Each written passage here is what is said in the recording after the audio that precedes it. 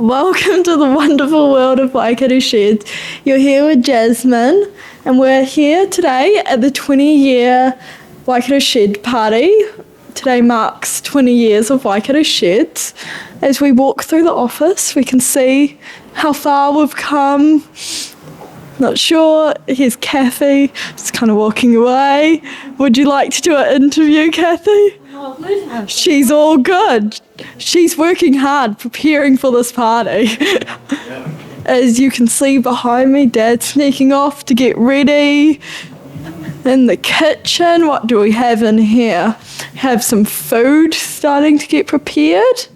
Delicious. Nice. Can't wait to be eating that later. As we walk back here, you can see the beautiful bull, the bull that inspired, the bull that's on all of our uniforms. Quite nice, quite nice.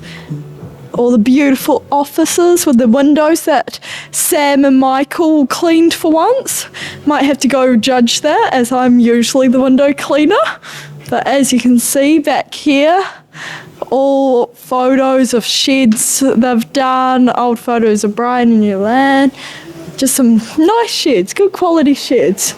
As we go back here, you can see Sam getting ready for it all. So is Glenn, Broderick, Michael.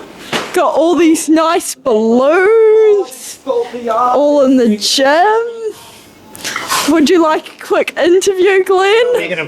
No one's up for the interviews today. Okay, let's keep moving on. Sam, would you like an interview? Yeah, why not? So, how do you feel about the 20-year party? How is your thoughts? I'm looking forward to it. It's going to be fun. Yeah, got some good work. Catering for whoever wants to come. Yeah? Yeah. Nice. Do you have any wise words as well, Michael? Yeah, quite impressive. 20 years, showing that our sheds stand the test of time. And yeah, it's going to be a good night. Good from you, Todd? Just want to say a big thanks to Brian and Yolande. Congratulations, 20 years. That's an absolutely spectacular effort in the construction industry, so well done. And here's for 20 more. That's a good speech. I'll take some notes. Broderick. Hi, how are we? I'm great, how are you? Very good. Welcome to the wonderful world of Waikato Sheds, where we drink lots on Fridays and at good parties. Responsibly, of course. Always drink responsibly. Responsibly, yes. And have a sober ride home. Oh, fantastic. So what are you asking me? How do you feel about the 20-year party I tonight? think it's impressive. Any business that can stay relevant and stay up there for 20 years, let alone survive 20 years, is really, really impressive. So, well done, guys. And I'm looking forward to the next 20 years. Yes. Did you want me to say something? I feel bad. Yes. I feel bad. Hi, everyone. It's amazing to be here, part of the 20-year celebration. I've only been here 10% of that time, almost 2 years. So no, it's a real credit to Brian and Yolande and the team. Big success. Congrats to them. Awesome, guys. Yeah, 20 years. That's older than I am. That's it. Yeah. And here, the bar, it's getting all prepared. Very nice. Got some nice selection of drinks, everything. Got some good music going on, good chats. Yeah, very excited for tonight. Welcome in everybody. I already said it. Wonderful world of Waikato Sheds. Thanks for everybody coming tonight. Obviously, this is a massive celebration that exceeds myself here in times of a couple of things. It's the 20-year.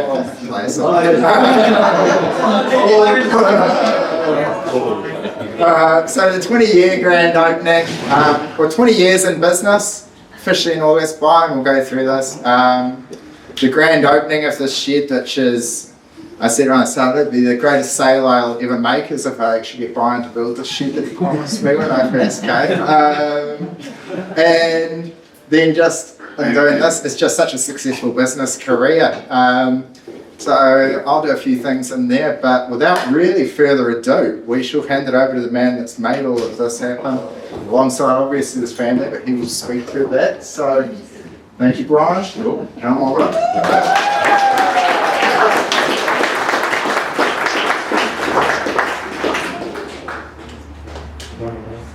She's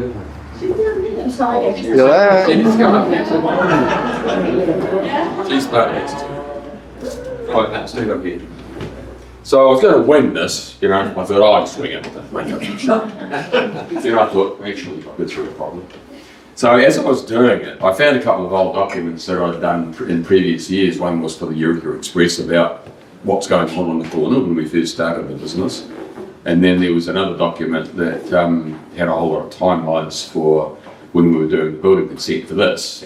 We had to get what's called a hail report because it's getting auctioned. And so I had all that. So I sort of drew on that, but it won't be too long, but I think you'll be interested. I was actually really interested to hear this, to regurgitate it. Anyway, so I'll go right back. So in 1982, we purchased 40 acres from Bob Stokes. It was part of a dairy farm. There was a dog dosing strip up here. There was big barberry hedges along both front, we're talking big, you know, like big, down both the main road and this and here, and right up into the intersection. It was pretty run down, to be quite honest. And there were stockpiles of metal along Hunter Road from roading, which actually we, with discussion with the roading people, that really did suit us really well to cope with it. So we fenced off the block, and we had one big 40-acre paddock. Cleared it of everything. Some of you might remember Taufari contractors. Yep. Big payloader in there and just flattened everything.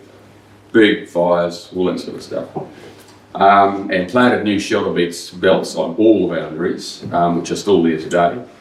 And we grew seed maize, which was grown for Yates as a cash crop, and John Halliday helped us put all that together. Thank you, John. And that's how we built our house.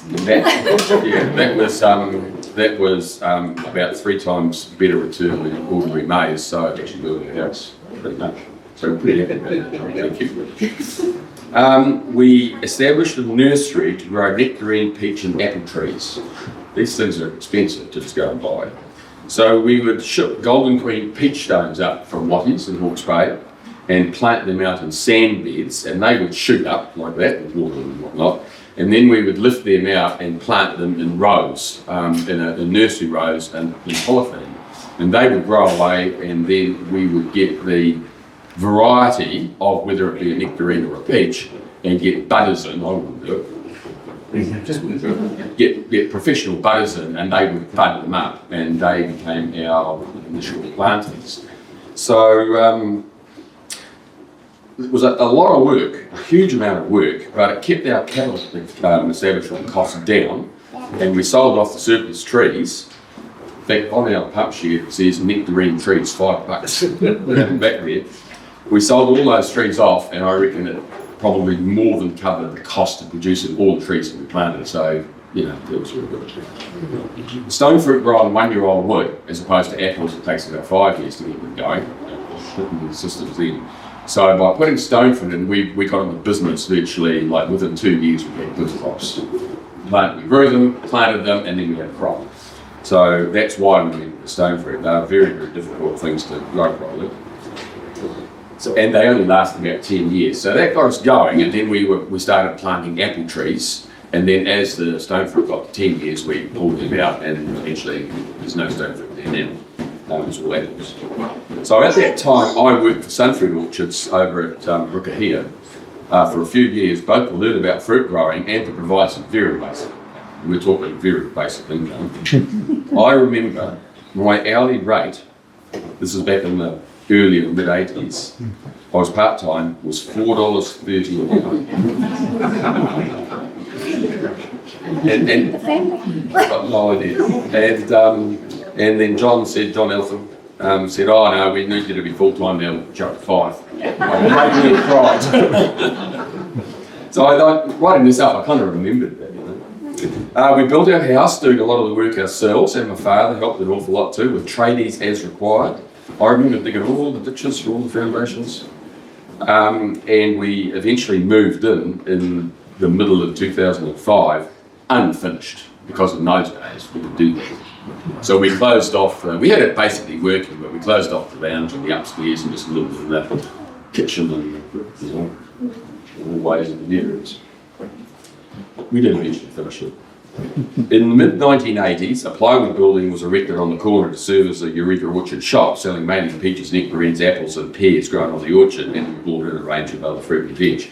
And I don't know if any of you remember that little green building that was here, little plywood thing, that did a good job. And we were only allowed that big. We were the great unwanted in the council's eyes in terms of a gates in our shop. And it had to be painted green so that it wasn't noticed from the road.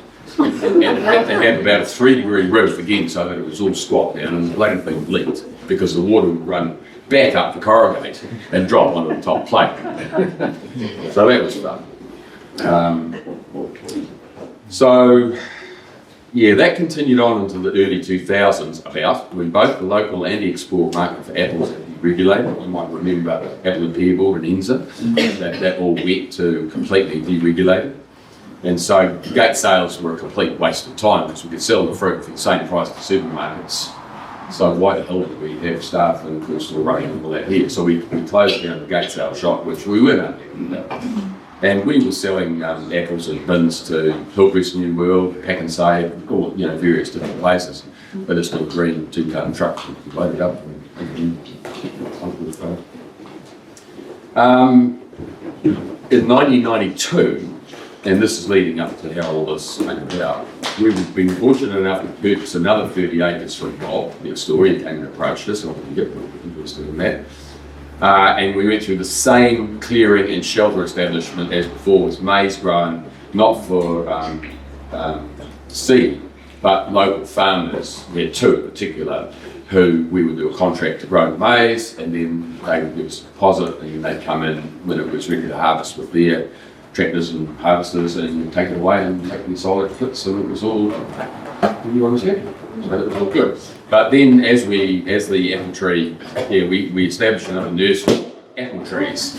Built that and we grew all our own trees again from that block.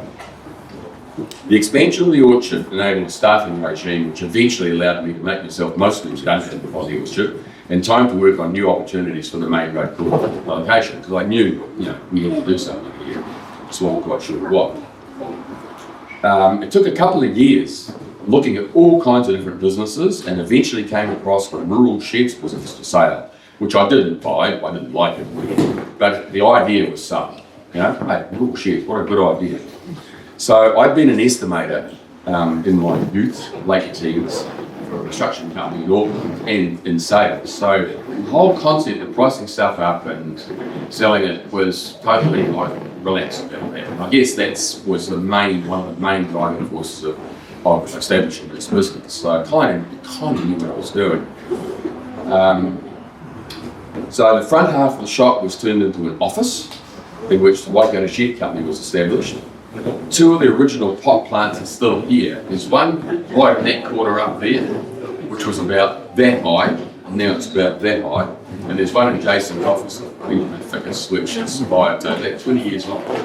So we kind of remunerated on that today too.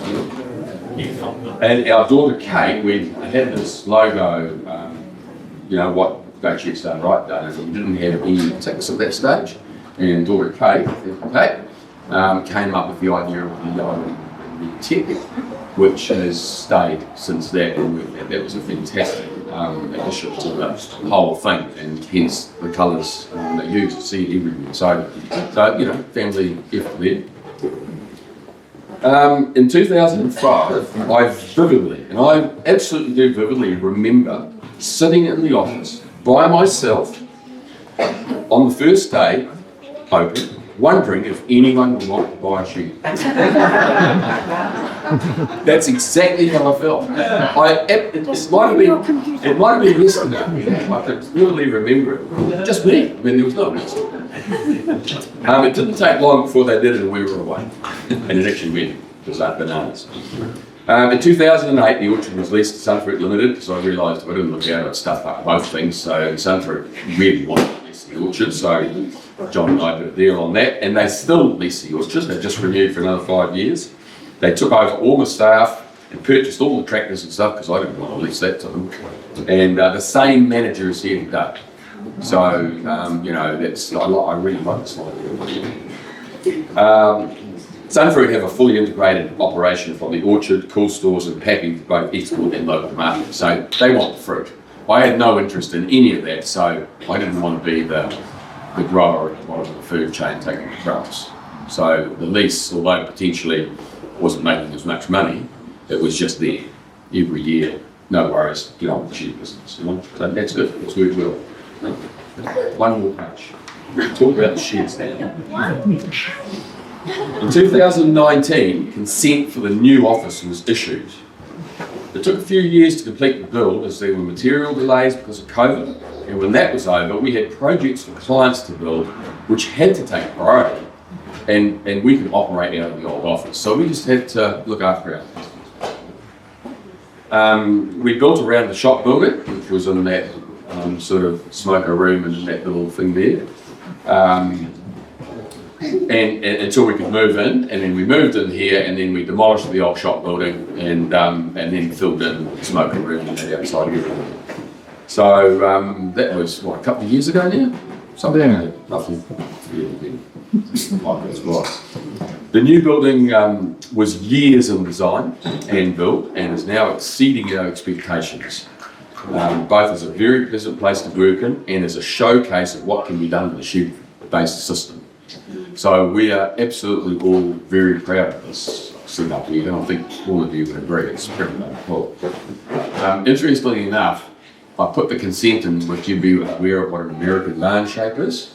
I put the consent in with an American barn, and I'd gone cold on their idea. I thought it was too that, and changed it and got a variation. So it's exactly the same footprint, but we did mono-pitch and lean-to, and so it's a much more timeless design.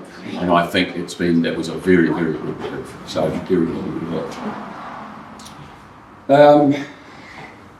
Although the business was doing well, I knew it could do better.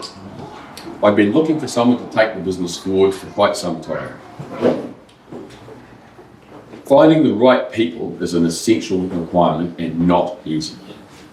Jason Davies started as a salesman in 2019. I actually looked that up. It was 2019. A while ago now. And as he put it, he wanted to be a shed guy.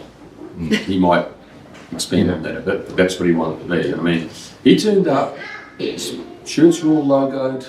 You might have even had multi-wood on your computer. I'm not kidding, ready to go on the first day. And he did all that himself. So that was a pretty impressive start. And it's continued on from there.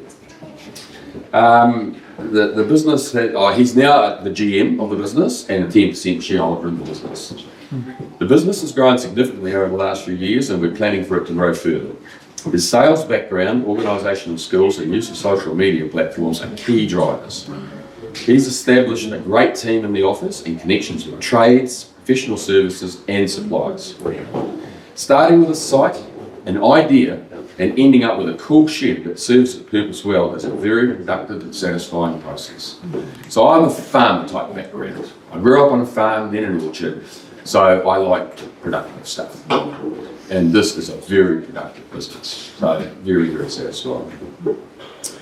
From my perspective, it's not just the monetary profit that's important, but the sense of satisfaction in starting a business from scratch and seeing it grow into productive and meaningful enterprise is huge. My role has changed and I'm now contributing in a different way. And I didn't bring it, but I'm now officially the groundsman. T-shirts.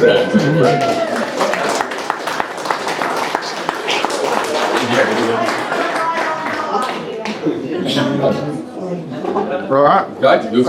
Wow, okay.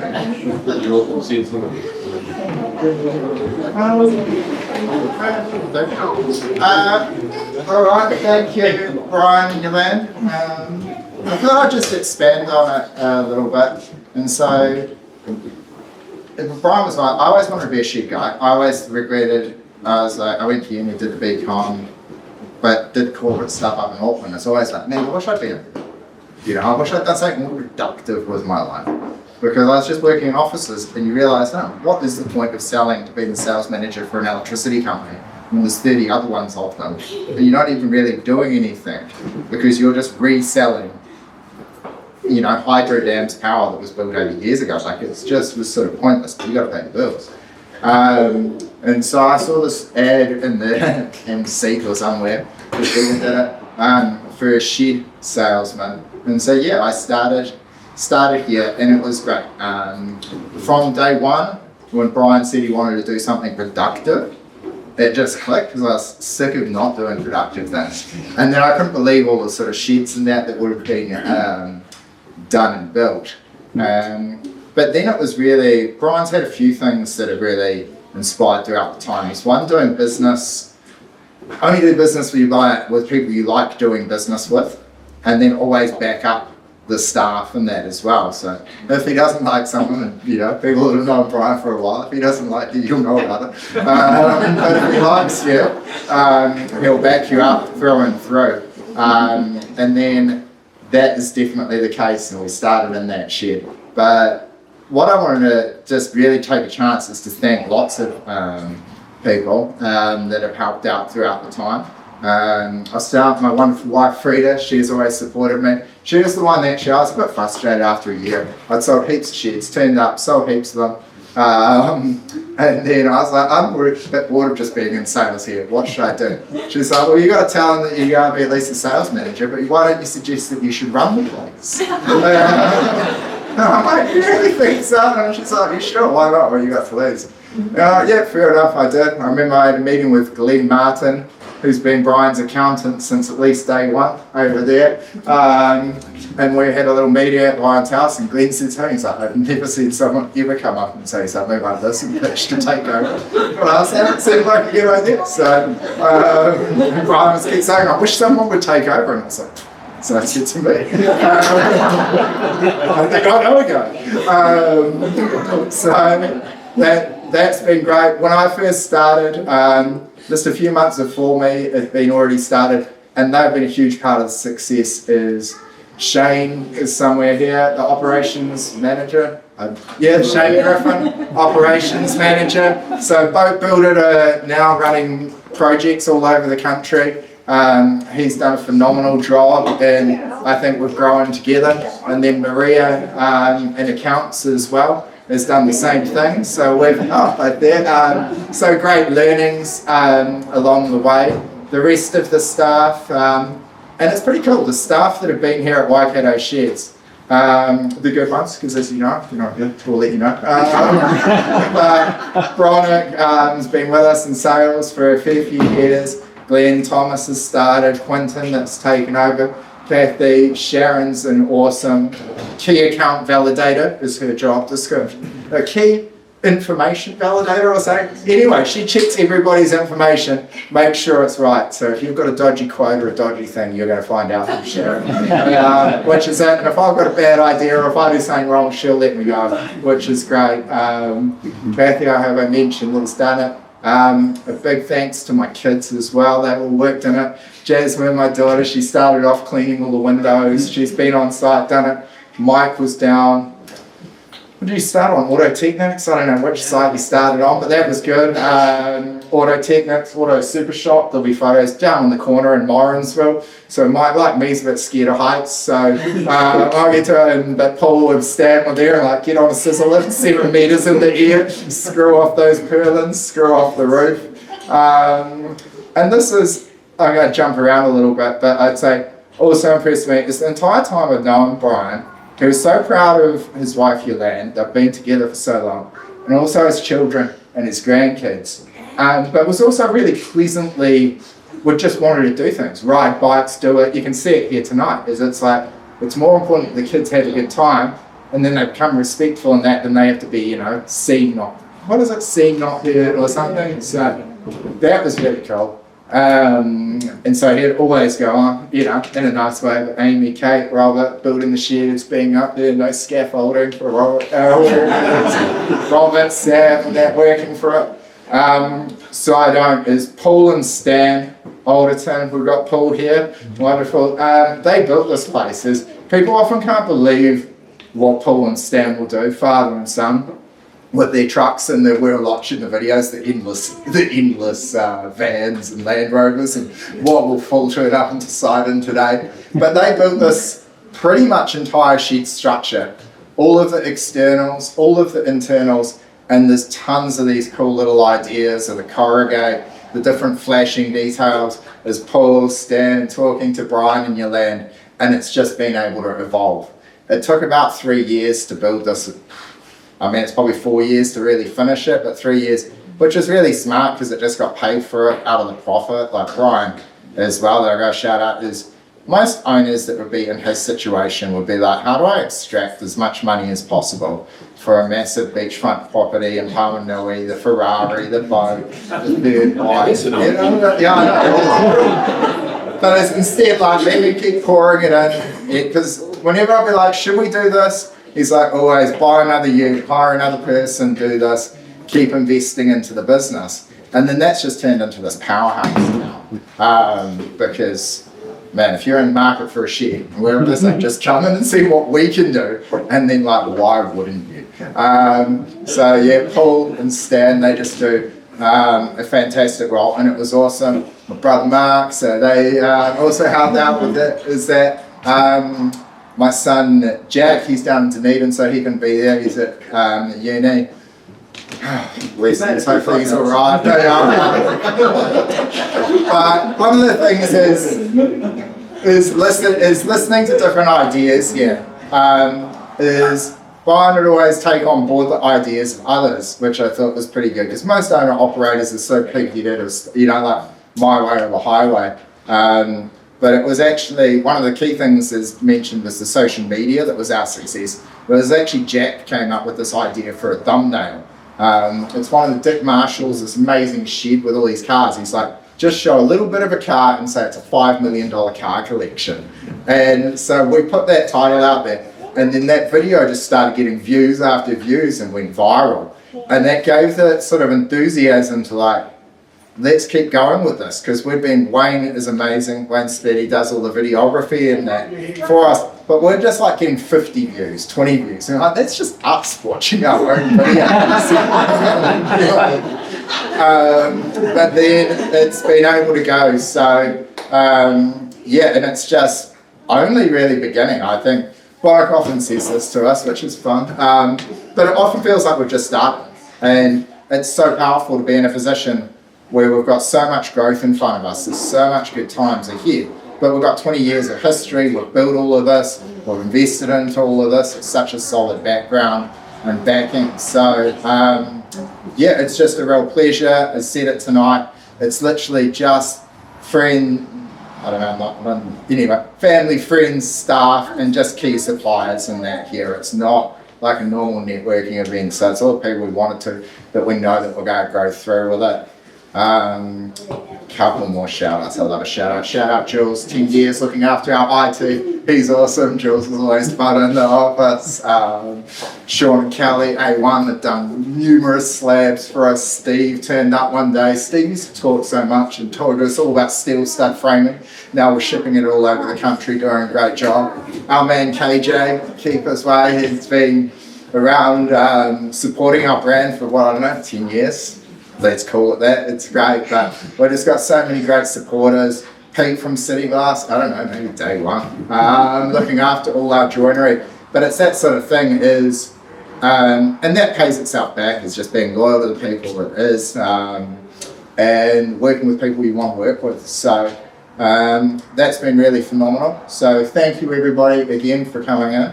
If I have missed it, I'm sorry, but I have tried really hard to get it. Yeah, one day I get designs. Site works. It's all going good. What we're going to do is we've got a beautiful cake that we're going to do. The next order is we're going to have Brian and Yolande cut the cake to celebrate it. And then we've also got a ribbon that we're going to do. So what we want to do is we're going to cut the cake to celebrate, is we're going to then sneak out one of our millions of doors, and so that we can come around and watch, so that Brian and Yolande can cut and come into our office and that. Also, what we're going to have as well is, if you want to, we'll put this together and that as a video as we do, because we promote everything. But also, it's a great memento is that So if you've got something to say, see Wayne, grab a photo with Brian, or have a chat on camera. Wayne can record it all. So if you've got something that you want to say, then we can do that. So yeah, that is. Oh, I hope I haven't missed anything. Didn't I miss anything? No, you didn't.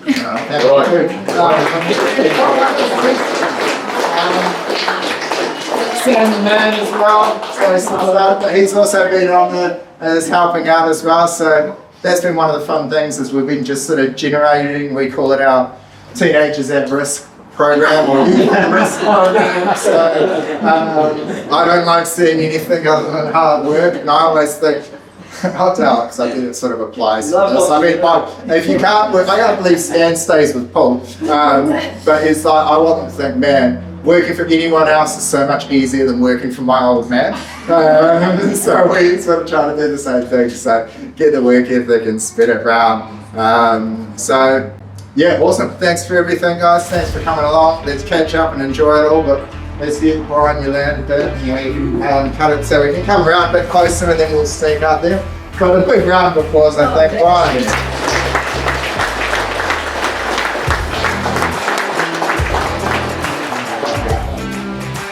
Awesome. Thank you so much for watching and getting to the end of this video. Without you guys, we would have no channel. Big shout out to the whole team at Waikato Shed, always working hard and putting in the effort behind the scenes to make it happen. All our suppliers, New Zealand Steel, Colour Steel, Metalcraft, Cladding, Fisher, Windows, Connect, always backing us and behind us, as well as all our subbies and builders. They're doing a great job. If you've got any questions, just hit us up in a comment below. I'll always make sure to answer it. Shout us a like, and if you want to see more of us, who doesn't? Facebook, Instagram, TikTok, Pinterest, just look up Waikato Sheds or No Bull Sheds, even LinkedIn, and you'll find us on there. Otherwise, you might like this video or this video, and make sure to subscribe. Cheers, guys.